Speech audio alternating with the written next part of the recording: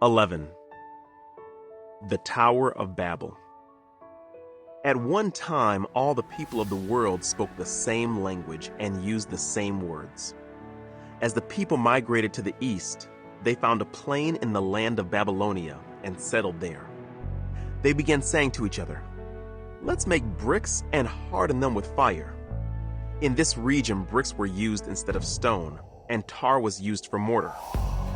Then they said, "Come, let's build a great city for ourselves with a tower that reaches into the sky.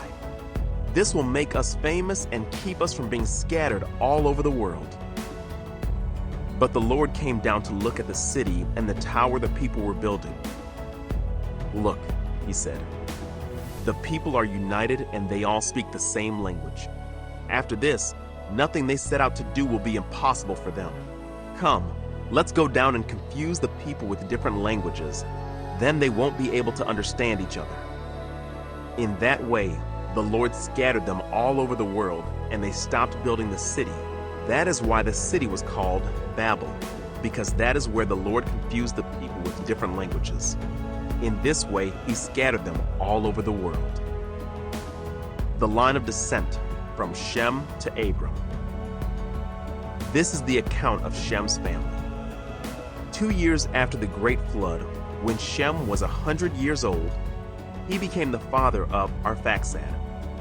After the birth of Arphaxad, Shem lived another 500 years and had other sons and daughters. When Arphaxad was 35 years old, he became the father of Shelah. After the birth of Shelah, Arphaxad lived another 403 years and had other sons and daughters.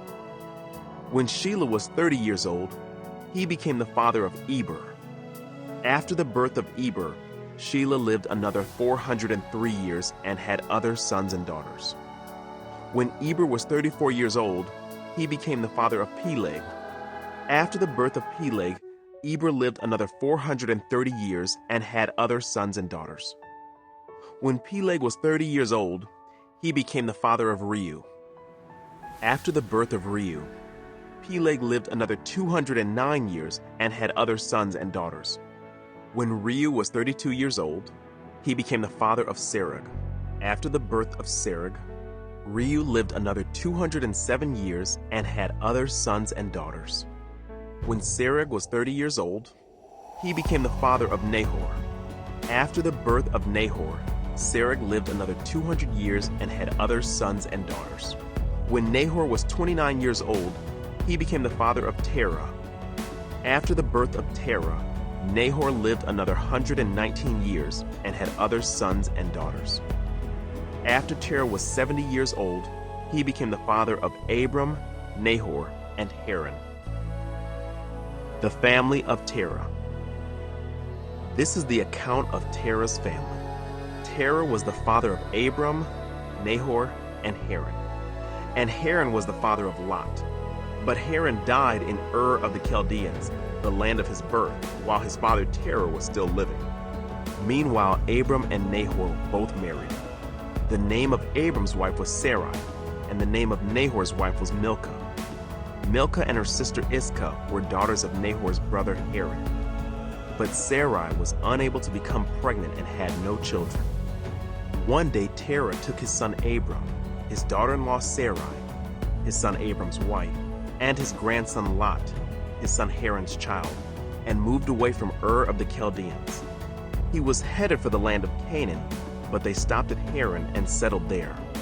Terah lived for 205 years and died while still in Haran. 12. The call of Abram. The Lord had said to Abram, "Leave your native country, your relatives, and your father's family, and go to the land that I will show you. I will make you into a great nation. I will bless you and make you famous, and you will be a blessing to others.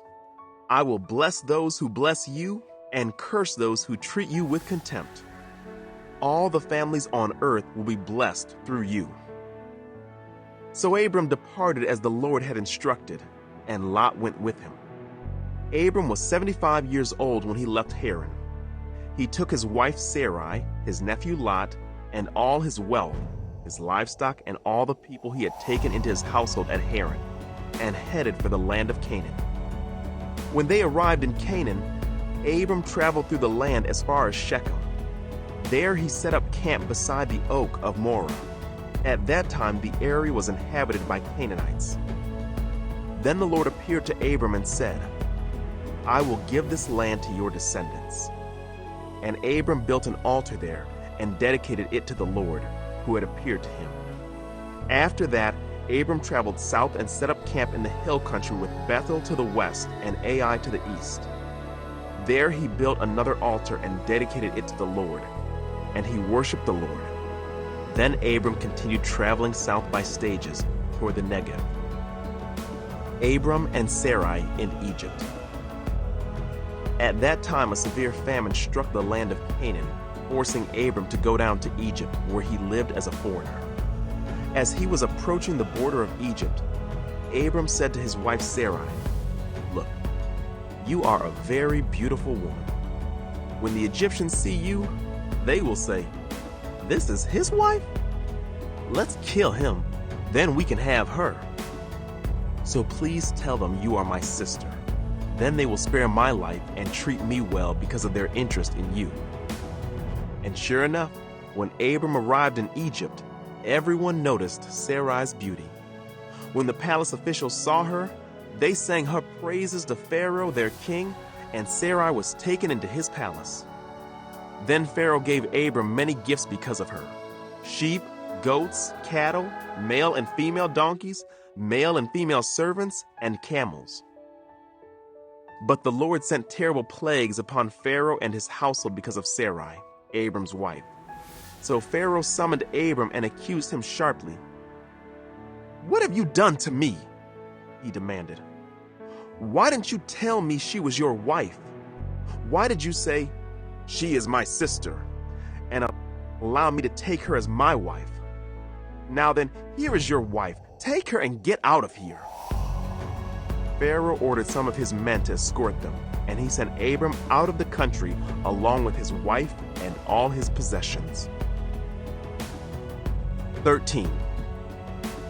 Abram and Lot separate. So Abram left Egypt and traveled north into the Negev, along with his wife and Lot and all that they owned. Abram was very rich in livestock, silver, and gold.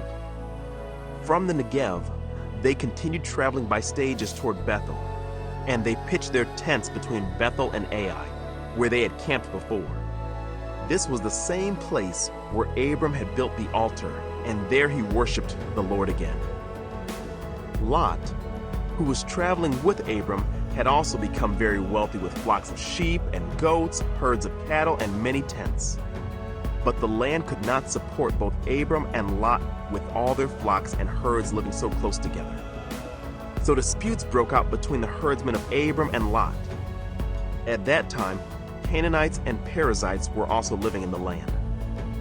Finally, Abram said to Lot, "Let's not allow this conflict to come between us or our herdsmen.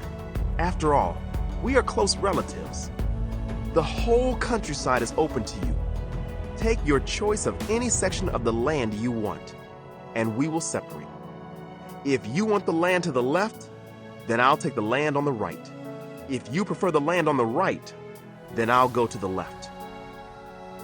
Lot took a long look at the fertile plains of the Jordan Valley in the direction of Zoar. The whole area was well watered everywhere, like the garden of the Lord or the beautiful land of Egypt. This was before the Lord destroyed Sodom and Gomorrah. Lot chose for himself the whole Jordan Valley to the east of them. He went there with his flocks and servants and parted company with his uncle Abram. So Abram settled in the land of Canaan, and Lot moved his tents to a place near Sodom and settled among the cities of the plain. But the people of this area were extremely wicked and constantly sinned against the Lord. After Lot had gone, the Lord said to Abram, "Look as far as you can see in every direction, north and south, east and west. I am giving all this land as far as you can see to you and your descendants as a permanent possession. And I will give you so many descendants that Like the dust of the earth, they cannot be counted. Go and walk through the land in every direction, for I am giving it to you." So Abram moved his camp to Hebron and settled near the oak grove belonging to Mamre. There he built another altar to the Lord. 14. Abram rescues Lot. About this time, war broke out in the region. King Amraphel of Babylonia, King Arioch of Elasar, King Chedorlaomer of Elam, and King Tidal of Goyim fought against King Bera of Sodom, King Bersha of Gomorrah, King Shinab of Admah, King Shemeber of Zeboim, and the king of Bela, also called Zoar. This second group of kings joined forces in Siddim Valley, that is, the Valley of the Dead Sea. For 12 years they had been subject to King Chedorlaomer, but in the 13th year they rebelled against him. 1 year later, Chedorlaomer and his allies arrived and defeated the Rephaites at Ashtaroth Karnaim, the Zuzites at Ham, the Emites at Sheva Kiriathaim, and the Horites at Mount Seir, as far as El-Paran at the edge of the wilderness. Then they turned back and came to En-Mishpat, now called Kadesh, and conquered all the territory of the Amalekites, and also the Amorites living in Hazazon Tamar. Then the rebel kings of Sodom, Gomorrah, Admah, Zeboim, and Bela, also called Zoar, prepared for battle in the Valley of the Dead Sea. They fought against King Chedorlaomer of Elam, King Tidal of Goyim, King Amraphel of Babylonia, and King Arioch of Elasar. 4 kings against 5. As it happened, the Valley of the Dead Sea was filled with tar pits, and as the army of the kings of Sodom and Gomorrah fled, some fell into the tar pits while the rest escaped into the mountains. The victorious invaders then plundered Sodom and Gomorrah and headed for home, taking with them all the spoils of war and the food supplies. They also captured Lot, Abram's nephew who lived in Sodom, and carried off everything he owned. But one of Lot's men escaped and reported everything to Abram the Hebrew, who was living near the oak grove belonging to Mamre the Amorite. Mamre and his relatives Eshcol and Aner were Abram's allies. When Abram heard that his nephew Lot had been captured, he mobilized the 318 trained men who had been born into his household. Then he pursued Chedorlaomer's army until he caught up with them at Dan. There he divided his men and attacked during the night. Chedorlaomer's army fled, but Abram chased them as far as Hobah, north of Damascus. Abram recovered all the goods that had been taken, and he brought back his nephew Lot with his possessions and all the women and other captives. Melchizedek blesses Abram. After Abram returned from his victory over Chedorlaomer and all his allies, the king of Sodom went out to meet him in the valley of Sheva, that is, the king's valley. And Melchizedek, the king of Salem and a priest of God Most High, brought Abram some bread and wine. Melchizedek blessed Abram with this blessing: "Blessed be Abram by God Most High, creator of heaven and earth, and blessed be God Most High, who has defeated your enemies for you." Then Abram gave Melchizedek 1/10 of all the goods he had recovered. The king of Sodom said to Abram, "Give back my people who were captured, but you may keep for yourself all the goods you have recovered."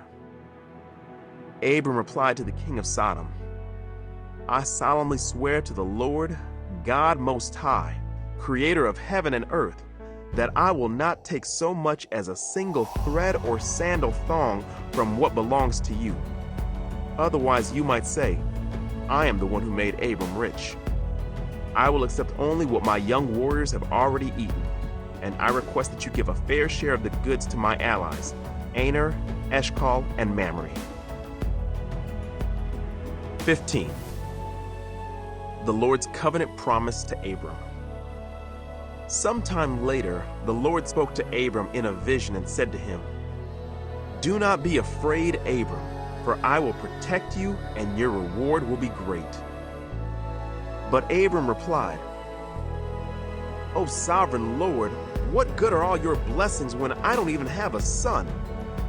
Since you've given me no children, Eliezer of Damascus, a servant in my household, will inherit all my wealth. You have given me no descendants of my own, so one of my servants will be my heir." Then the Lord said to him, "No, your servant will not be your heir, for you will have a son of your own who will be your heir." Then the Lord took Abram outside and said to him, "Look up into the sky and count the stars if you can. That's how many descendants you will have." And Abram believed the Lord, and the Lord counted him as righteous because of his faith. Then the Lord told him, "I am the Lord who brought you out of Ur of the Chaldeans to give you this land as your possession." But Abram replied, "O sovereign Lord, how can I be sure that I will actually possess it?" The Lord told him, "Bring me a 3-year-old heifer, a 3-year-old female goat, a 3-year-old ram, a turtle dove, and a young pigeon." So Abram presented all these to him and killed them. Then he cut each animal down the middle and laid the halves side by side. He did not, however, cut the birds in half. Some vultures swooped down to eat the carcasses, but Abram chased them away. As the sun was going down, Abram fell into a deep sleep, and a terrifying darkness came down over him. Then the Lord said to Abram, "You can be sure that your descendants will be strangers in a foreign land where they will be oppressed as slaves for 400 years. But I will punish the nation that enslaves them, and in the end they will come away with great wealth. As for you, you will die in peace and be buried at a ripe old age. After 4 generations your descendants will return here to this land, where the sins of the Amorites do not yet warrant their destruction." After the sun went down and darkness fell, Abram saw a smoking firepot and a flaming torch pass between the halves of the carcasses. So the Lord made a covenant with Abram that day and said, "I have given this land to your descendants, all the way from the border of Egypt to the great Euphrates River, the land now occupied by the Kenites, Kenizzites, Cadmonites, Hittites, Perizzites, Rephaites, Amorites, Canaanites, Girgashites, and Jebusites." 16. The birth of Ishmael. Now Sarai, Abram's wife, had not been able to bear children for him, but she had an Egyptian servant named Hagar. So Sarai said to Abram, "The Lord has prevented me from having children. Go and sleep with my servant. Perhaps I can have children through her." And Abram agreed with Sarai's proposal. So Sarai, Abram's wife, took Hagar the Egyptian servant and gave her to Abram as a wife. This happened 10 years after Abram had settled in the land of Canaan. So Abram had sexual relations with Hagar, and she became pregnant.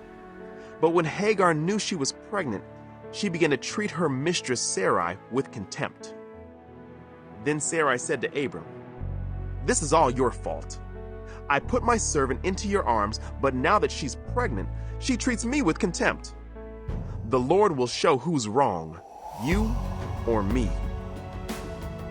Abram replied, "Look, she is your servant, so deal with her as you see fit." Then Sarai treated Hagar so harshly that she finally ran away. The angel of the Lord found Hagar beside a spring of water in the wilderness along the road to Shur.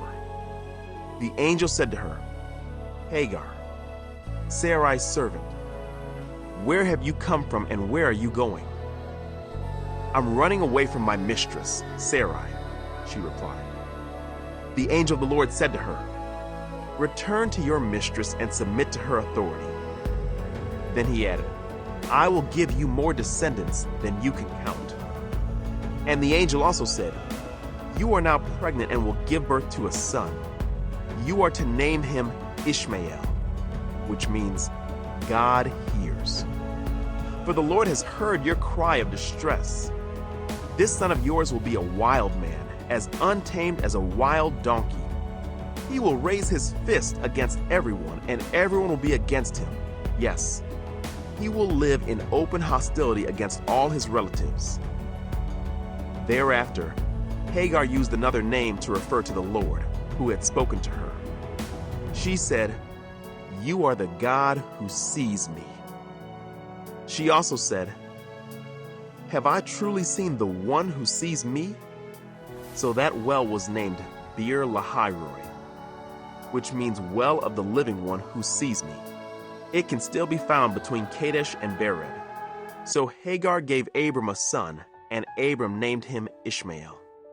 Abram was 86 years old when Ishmael was born. 17. Abram is named Abraham.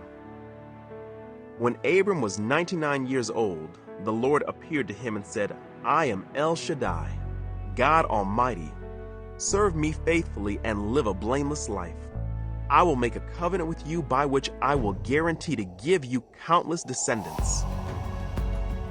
At this, Abram fell face down on the ground. Then God said to him, "This is my covenant with you. I will make you the father of a multitude of nations. What's more, I am changing your name. It will no longer be Abram. Instead, you will be called Abraham, for you will be the father of many nations. I will make you extremely fruitful. Your descendants will become many nations, and kings will be among them. I will confirm my covenant with you and your descendants after you from generation to generation. This is the everlasting covenant. I will always be your God and the God of your descendants after you. And I will give the entire land of Canaan, where you now live as a foreigner, to you and your descendants. It will be their possession forever, and I will be their God." The mark of the covenant. Then God said to Abraham, "Your responsibility is to obey the terms of the covenant. You and all your descendants have this continual responsibility. This is the covenant that you and your descendants must keep. Each male among you must be circumcised. You must cut off the flesh of your foreskin as a sign of the covenant between me and you. From generation to generation, every male child must be circumcised on the 8th day after his birth. This applies not only to members of your family, but also to the servants born in your household and the foreign-born servants whom you have purchased. All must be circumcised. Your bodies will bear the mark of my everlasting covenant. Any male who fails to be circumcised will be cut off from the covenant family for breaking the covenant." Sarai is named Sarah. Then God said to Abraham, "Regarding Sarai, your wife, her name will no longer be Sarai. From now on, her name will be Sarah, and I will bless her and give you a son from her. Yes, I will bless her richly, and she will become the mother of many nations. Kings of nations will be among her descendants." Then Abraham bowed down to the ground, but he laughed to himself in disbelief. "How could I become a father at the age of 100?" he thought. "And how can Sarah have a baby when she is 90 years old?" So Abraham said to God, "May Ishmael live under your special blessing." But God replied, "No, Sarah, your wife, will give birth to a son for you. You will name him Isaac, and I will confirm my covenant with him and his descendants as an everlasting covenant. As for Ishmael, I will bless him also, just as you have asked. I will make him extremely fruitful and multiply his descendants. He will become the father of 12 princes, and I will make him a great nation. But my covenant will be confirmed with Isaac, who will be born to you and Sarah about this time next year." When God had finished speaking, he left Abraham. On that very day, Abraham took his son Ishmael and every male in his household, including those born there and those he had bought. Then he circumcised them, cutting off their foreskins just as God had told him. Abraham was 99 years old when he was circumcised, and Ishmael his son was 13. Both Abraham and his son Ishmael were circumcised on that same day, along with all the other men and boys of the household, whether they were born there or bought as servants. all were circumcised with him. 18. A son is promised to Sarah. The Lord appeared again to Abraham near the oak grove belonging to Mamre. One day, Abraham was sitting at the entrance to his tent during the hottest part of the day. He looked up and noticed 3 men standing nearby. When he saw them, he ran to meet them and welcomed them, bowing low to the ground. "My lord," he said, "if it pleases you, stop here for a while. Rest in the shade of this tree while water is brought to wash your feet.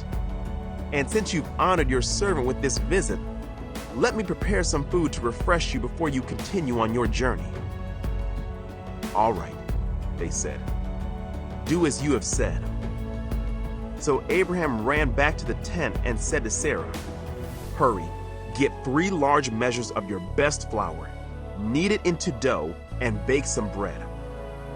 Then Abraham ran out to the herd and chose a tender calf and gave it to his servant, who quickly prepared it.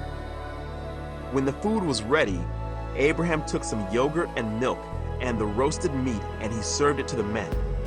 As they ate, Abraham waited on them in the shade of the trees. "Where is Sarah, your wife?" the visitors asked. "She is inside the tent," Abraham replied. Then one of them said, "I will return to you about this time next year, and your wife Sarah will have a son." Sarah was listening to this conversation from the tent. Abraham and Sarah were both very old by this time, and Sarah was long past the age of having children. So she laughed silently to herself and said, "How could a worn-out woman like me enjoy such pleasure, especially when my master, my husband, is also so old?"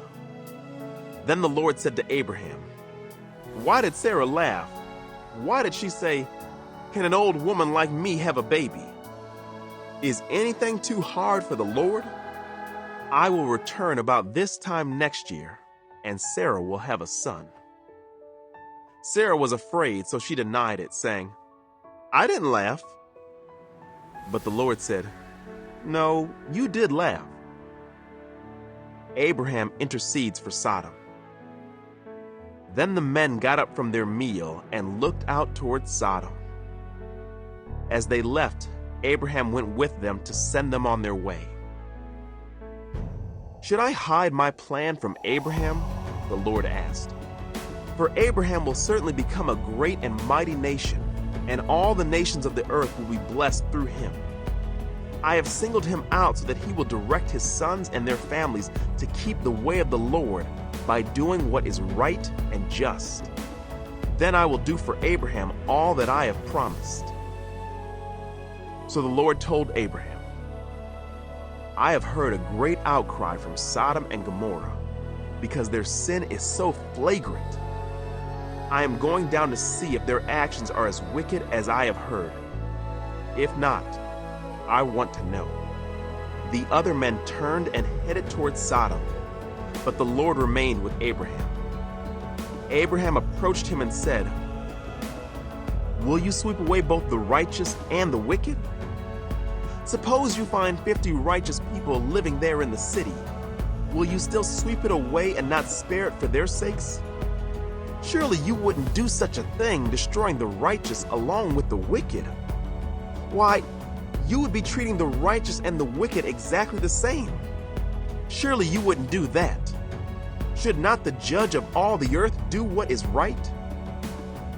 And the Lord replied, "If I find 50 righteous people in Sodom, I will spare the entire city for their sake." Then Abraham spoke again, "Since I have begun, let me speak further to my Lord, even though I am but dust and ashes. Suppose there are only 45 righteous people rather than 50. Will you destroy the whole city for lack of 5? And the Lord said, "I will not destroy it if I find 45 righteous people there." Then Abraham pressed his request further. "Suppose there are only 40. And the Lord replied, I will not destroy it for the sake of the 40. Please don't be angry, my lord, Abraham pleaded. Let me speak. Suppose only 30 righteous people are found. And the Lord replied, I will not destroy it if I find 30. Then Abraham said, Since I have dared to speak to the Lord, let me continue. Suppose there are only 20.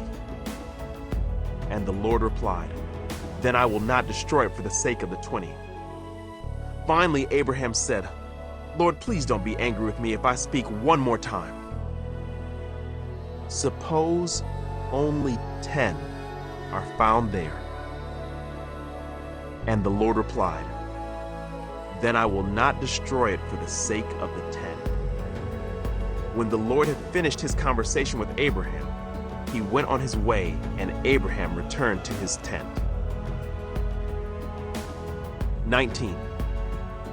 Sodom and Gomorrah destroyed.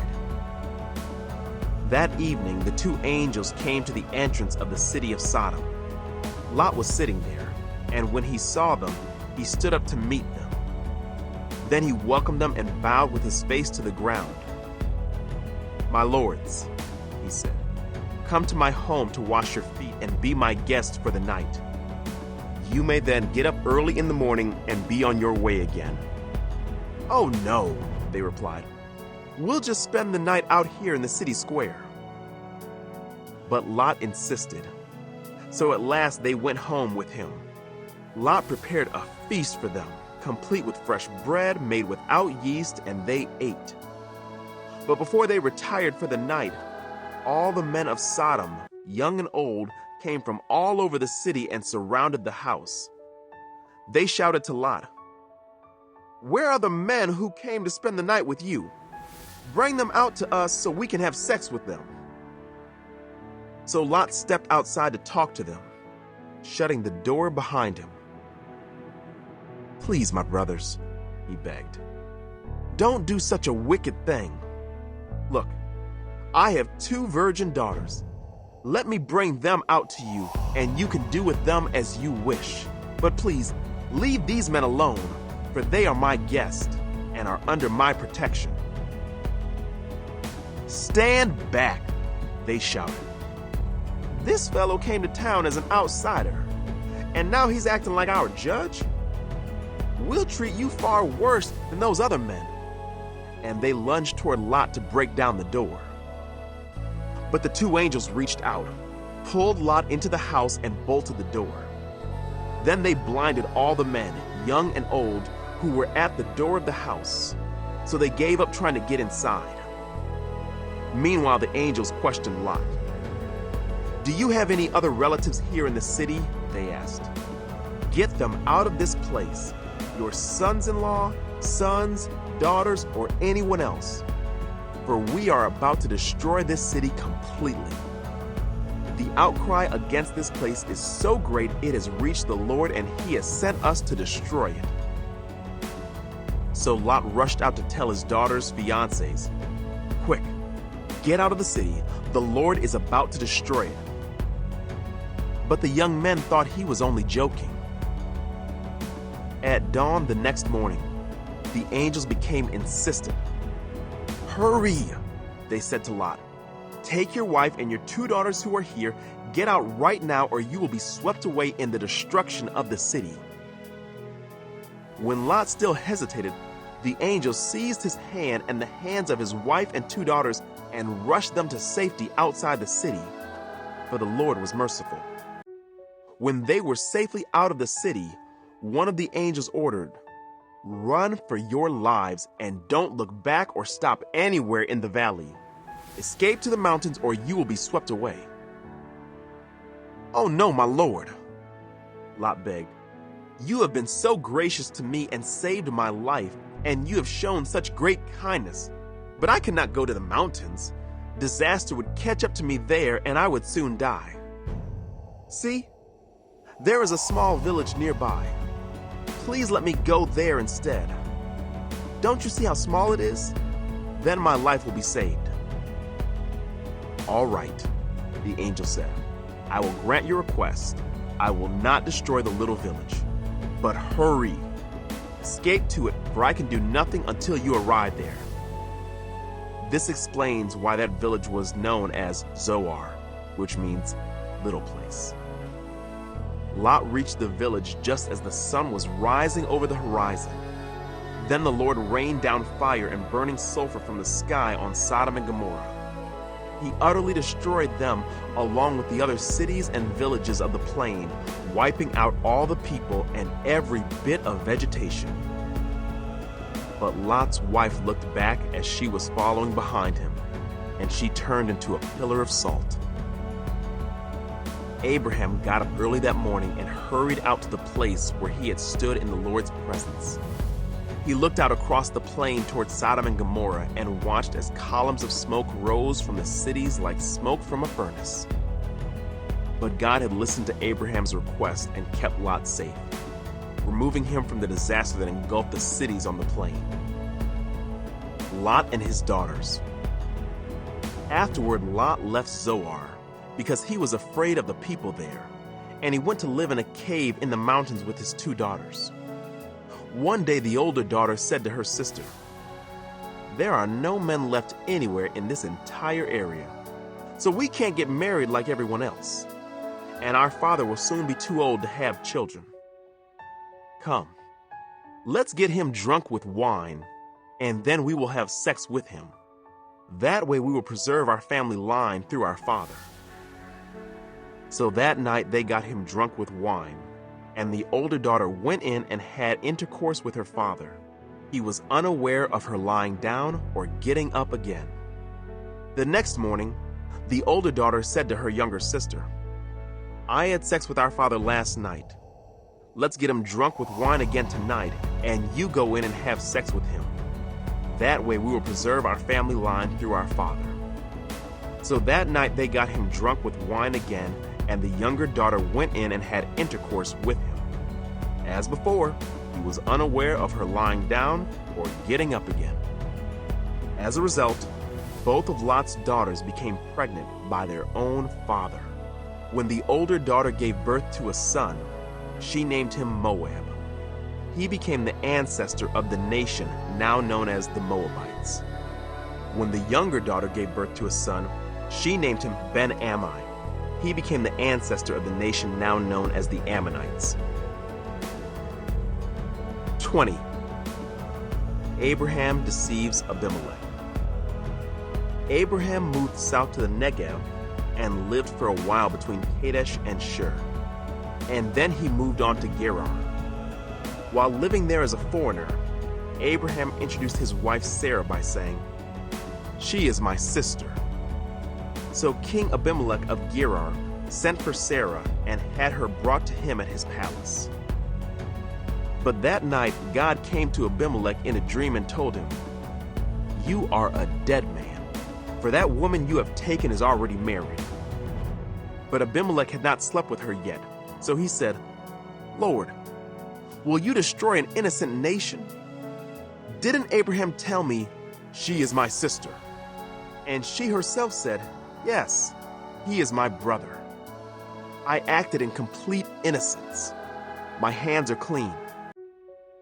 In the dream, God responded, "Yes, I know you are innocent.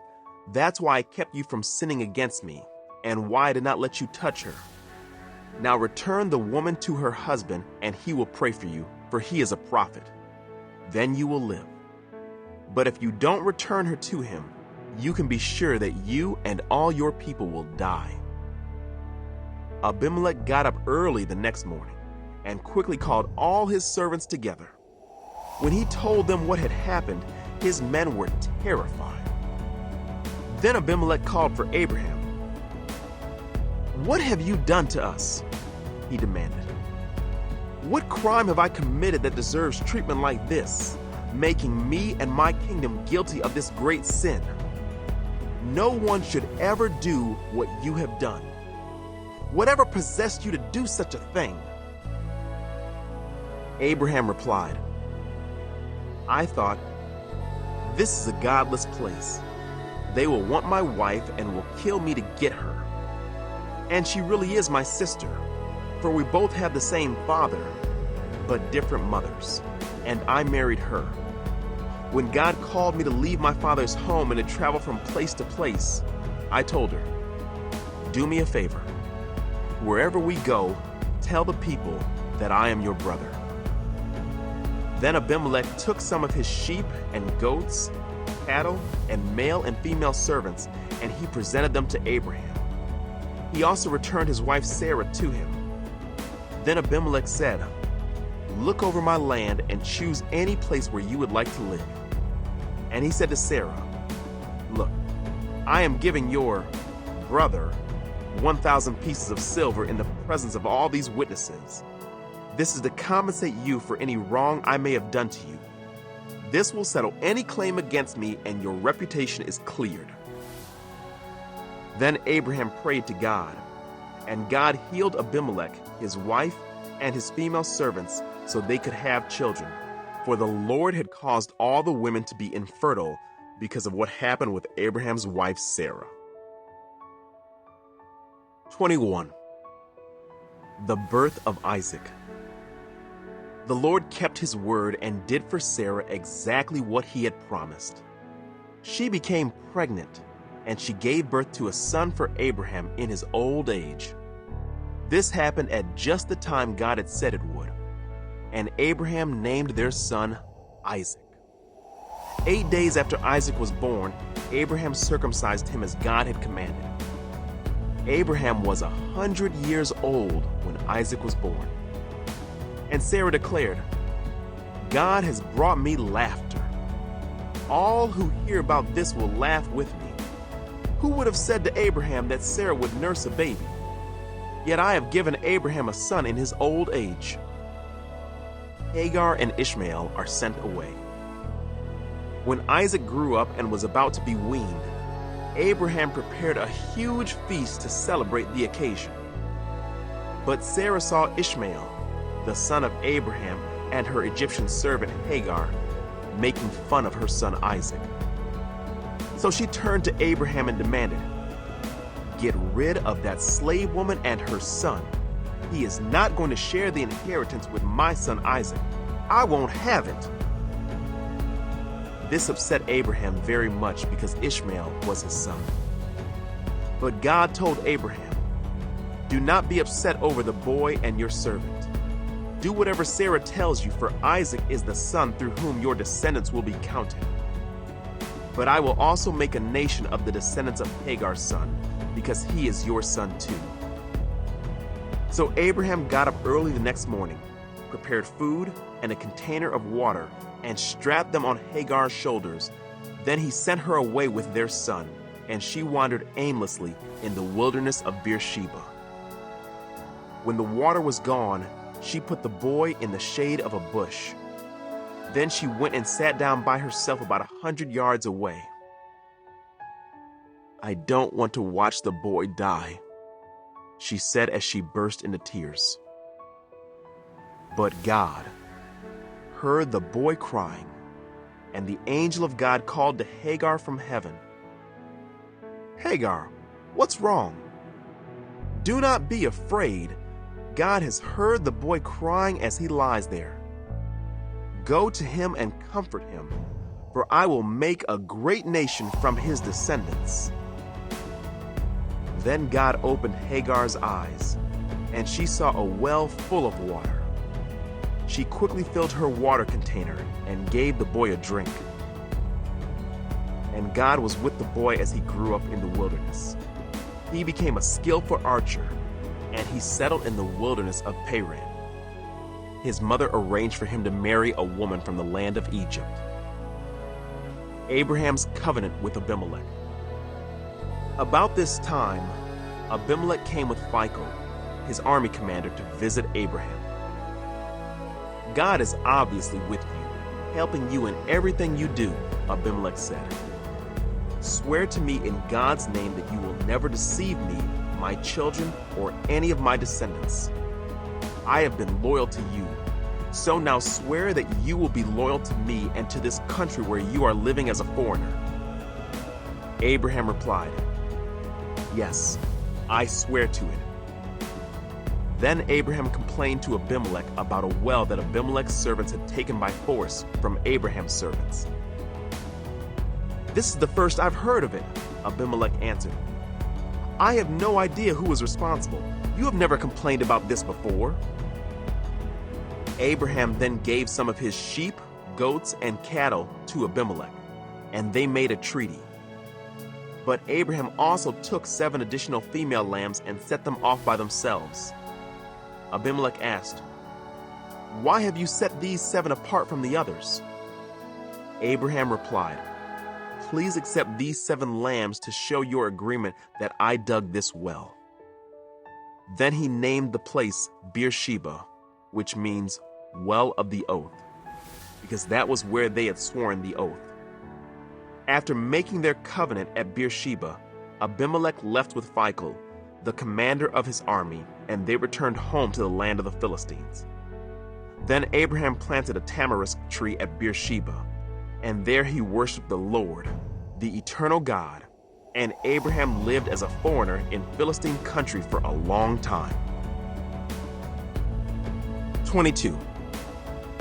Abraham's faith tested. Sometime later, God tested Abraham's faith. "Abraham," God called. "Yes," he replied, "here I am." "Take your son, your only son, yes, Isaac, whom you love so much, and go to the land of Moriah. Go and sacrifice him as a burnt offering on one of the mountains which I will show you." The next morning, Abraham got up early. He saddled his donkey and took 2 of his servants with him, along with his son Isaac. Then he chopped wood for a fire for a burnt offering, and set out for the place God had told him about. On the 3rd day of their journey, Abraham looked up and saw the place in the distance. "Stay here with the donkey," Abraham told the servants. "The boy and I will travel a little farther. We will worship there, and then we will come right back." So Abraham placed the wood for the burnt offering on Isaac's shoulders, while he himself carried the fire and the knife. As the 2 of them walked on together, Isaac turned to Abraham and said, "Father." "Yes, my son," Abraham replied. "We have the fire and the wood," the boy said. "But where is the sheep for the burnt offering?" "God will provide a sheep for the burnt offering, my son," Abraham answered. And they both walked on together. When they arrived at the place where God had told him to go, Abraham built an altar and arranged the wood on it. Then he tied his son Isaac and laid him on the altar on top of the wood. And Abraham picked up the knife to kill his son as a sacrifice. At that moment, the angel of the Lord called to him from heaven, "Abraham, Abraham." "Yes," Abraham replied, "here I am." "Don't lay a hand on the boy," the angel said. "Do not hurt him in any way. For now I know that you truly fear God. You have not withheld from me even your son, your only son." Then Abraham looked up and saw a ram caught by its horns in a thicket. So he took the ram and sacrificed it as a burnt offering in place of his son. Abraham named the place Yahweh-Yireh, which means the Lord will provide. To this day, people still use that name as a proverb. On the mountain of the Lord, it will be provided. Then the angel of the Lord called again to Abraham from heaven. "This is what the Lord says. Because you have obeyed me and have not withheld even your son, your only son, I swear by my own name that I will certainly bless you. I will multiply your descendants beyond number, like the stars in the sky and the sand on the seashore. Your descendants will conquer the cities of their enemies, and through your descendants all the nations of the earth will be blessed. All because you have obeyed me." Then they returned to the servants and traveled back to Beersheba, where Abraham continued to live. Soon after this, Abraham heard that Milcah, his brother Nahor's wife, had borne Nahor 8 sons. The oldest was named Uz, the next oldest was Buz, followed by Kemuel, the ancestor of the Arameans, Chesed, Hazo, Pildash, Jidlaph, and Bethuel. Bethuel became the father of Rebekah. In addition to these 8 sons from Milcah, Nahor had 4 other children from his concubine, Reumah. Their names were Tebah, Gaham, Tahash, and Maacah.